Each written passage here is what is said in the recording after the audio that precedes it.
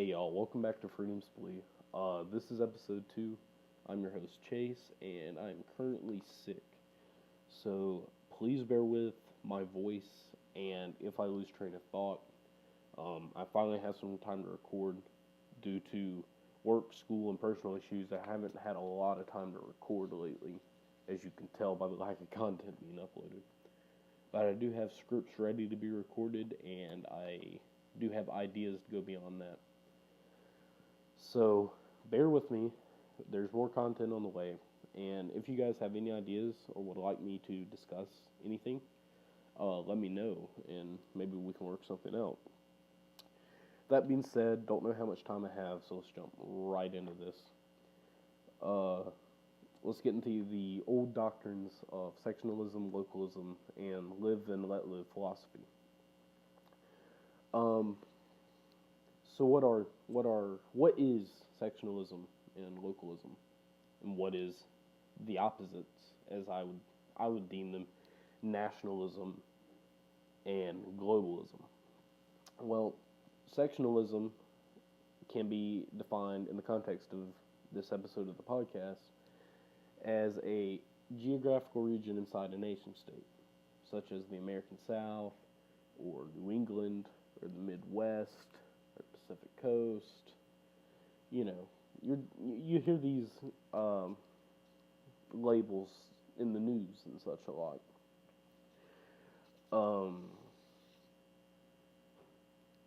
And then localism takes that down even further. Your states inside the geographical regions, your counties inside the states, your towns and cities inside the counties.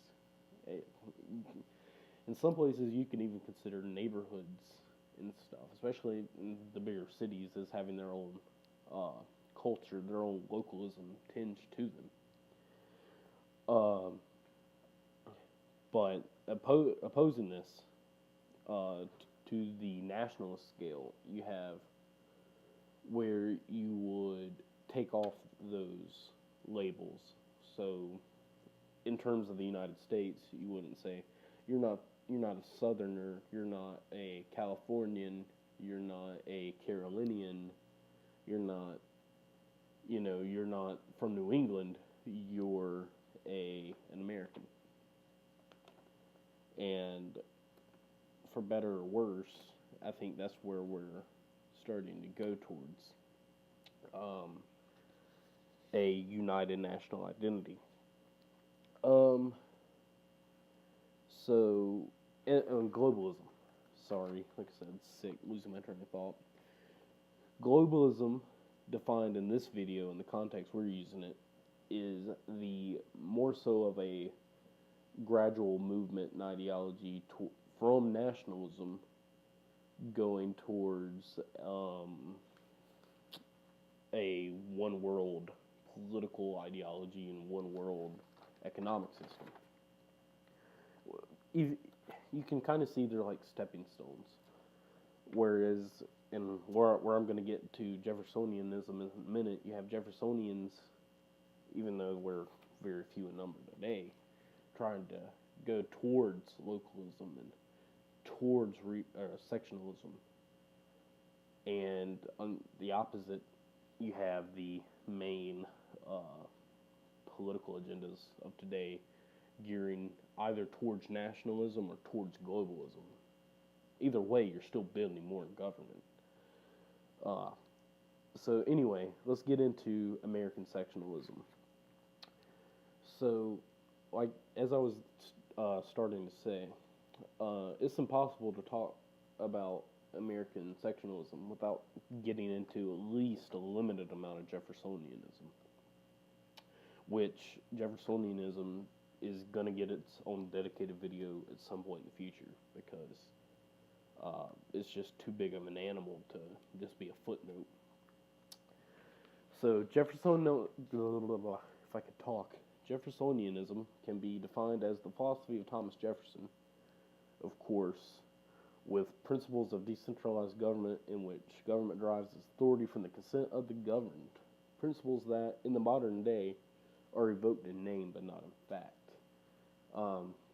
You hear a lot of talk, especially from the right, about we the people. Well, the left too. They use the quotes from our founding, many of which were penned by Thomas Jefferson and others who thought like him, to further their own political means. You hear that a lot. Um, People try to take these founding documents and such and fit them into their own agenda instead of trying to take what the founding fathers meant to do with them, and that's what's gotten us into the hole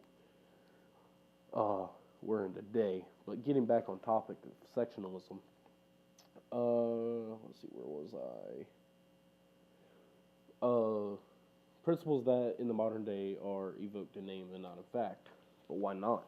Why aren't they invoked in fact?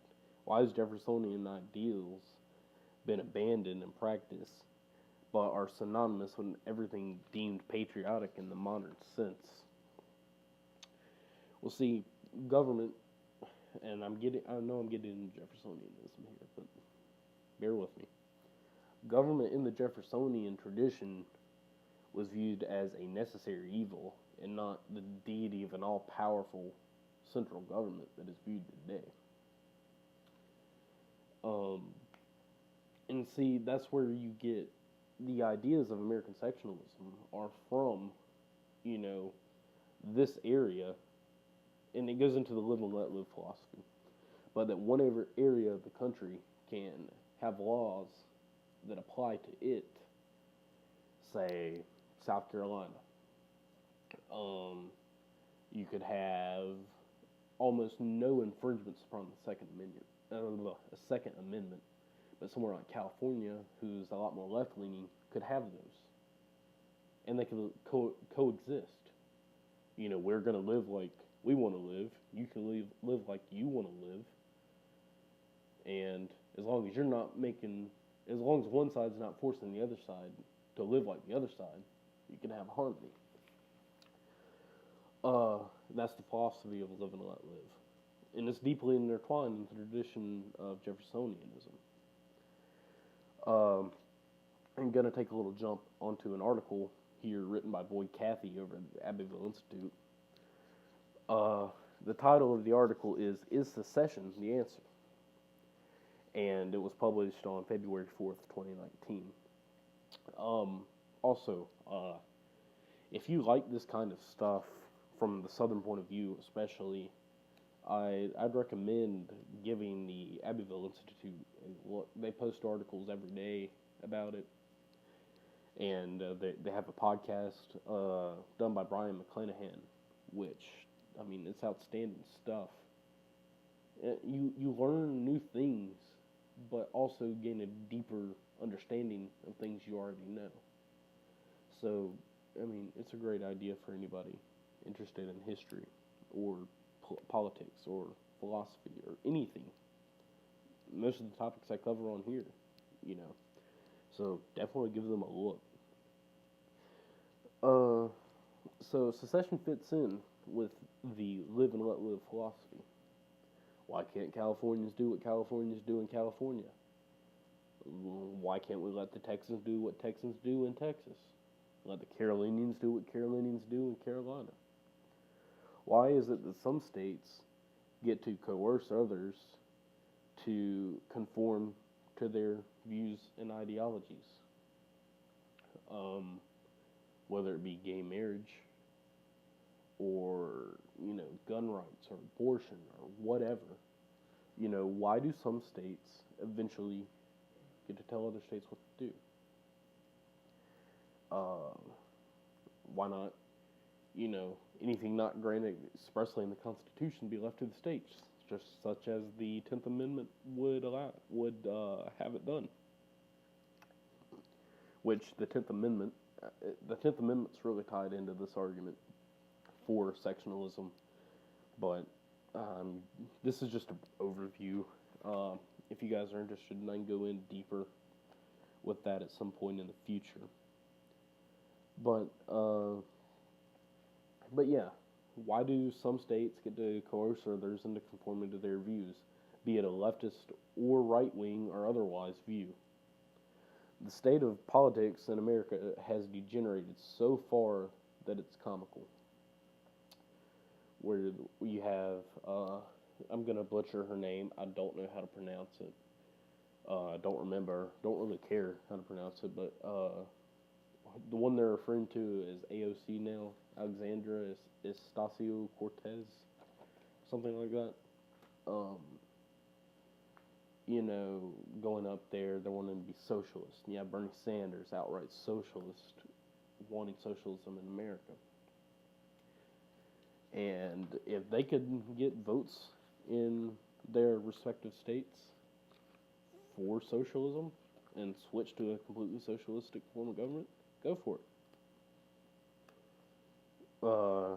Would they deal with all the not just political blowback, but all the I can't think, the disadvantages, the quote unquote disadvantages that come with socialism? And I say quote unquote because they're a lot worse than the term disadvantages would imply. They're not just backsets; they're starving people and millions dead. But if they're wanting to try it again, and the people in those states want to try it again, let them try it. See how it works out for them. Best of luck to them. Whether me, my own states, Carolina and the South, let us be how we want to be. Let Californians have their own little leftist utopia, quote unquote, over there. Let them try it.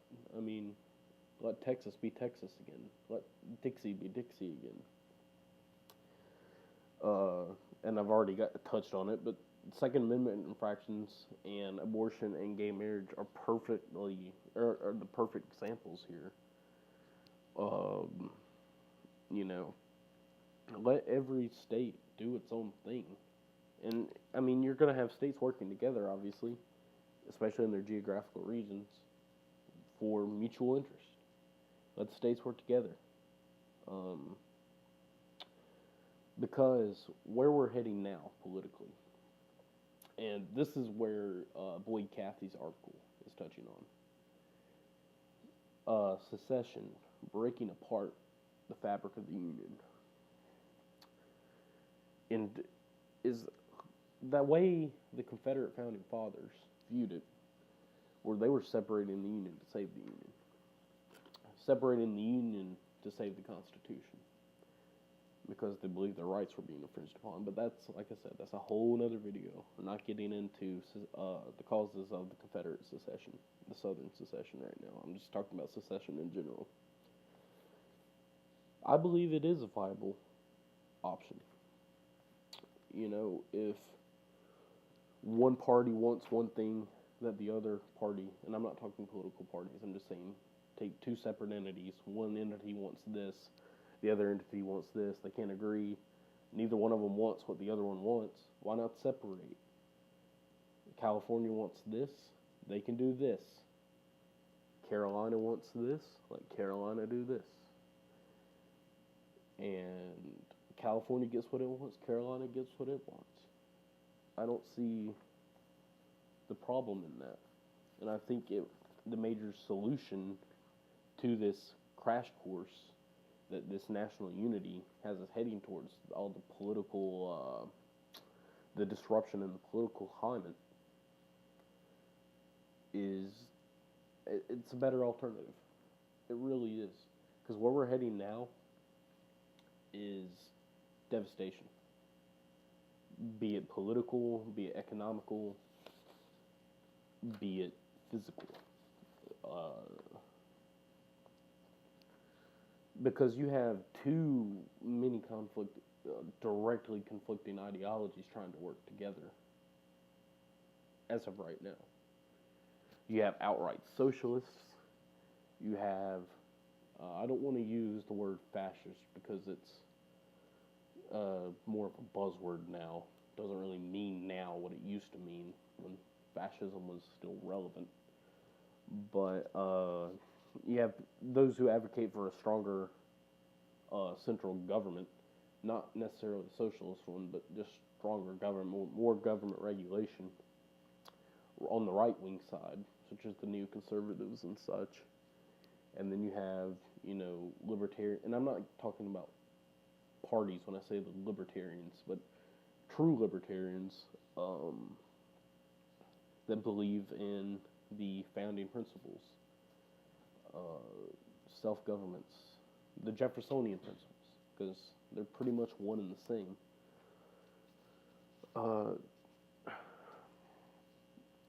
And when sorry, bear with me, sickness.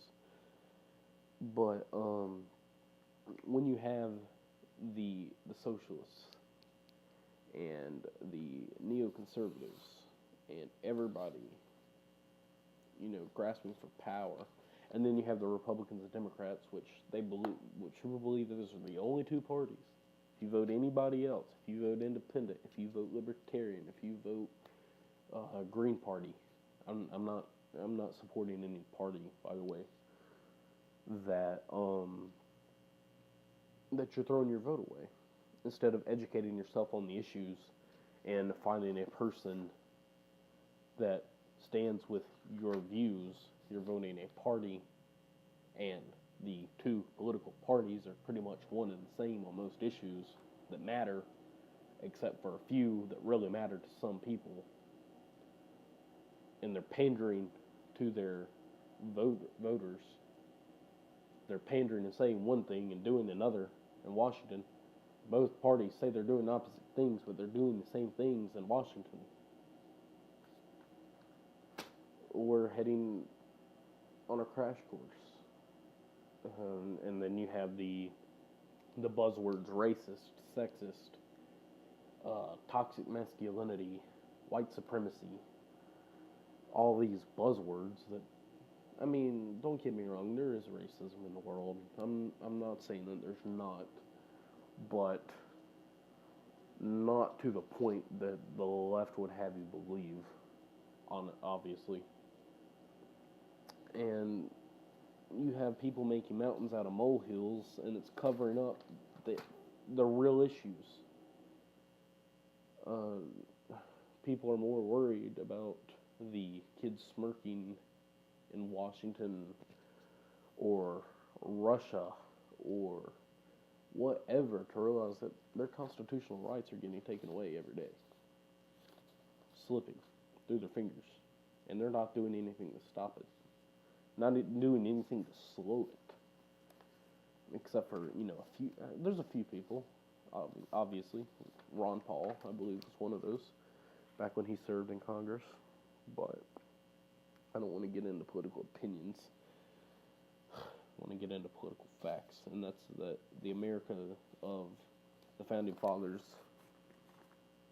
if it wasn't destroyed in 1865, or the parts of it that weren't destroyed in 1865 are being curb stomped today. And if we don't do anything about it, such as, secession or whatever, there's going to be another conflict. Or at least, I don't want to say I hope that there's a conflict, but I hope that the last few people that know what's going on don't suffer in silence and just die out and let freedom and truth die with it. And I know that kind of took a turn there, but we just need, as a people, we need to start looking out for ourselves. The government's not going to look out for you. As Brian McClanahan says, think locally, act locally. And I think that sums it up right there. There's the key. Think locally, act locally. Look out for you and yours. Let others look out for them and theirs. You do what you're going to do. As long as you're not hurting anybody, let them do what they're going to do. As long as they're not hurting anybody. Scale that up to the states, basically. That's the whole argument right there. And maybe we can get off this whole mess that all these power-hungry presidents, power-hungry Congress, people who've destroyed the Constitution, have set us on, and we're playing into like marionette puppets. I'm sorry that took a little bit of a dark turn, but sometimes the truth isn't always bright and beautiful. And where we're headed, the future's not either. That being said, I think that's where I'm going to cut it for today. But thank you for listening. I really appreciate it. I'll see you guys soon, hopefully. Let me know anything you want me to talk about in the future. And we'll see where this goes. Thank you for listening. God defend the right.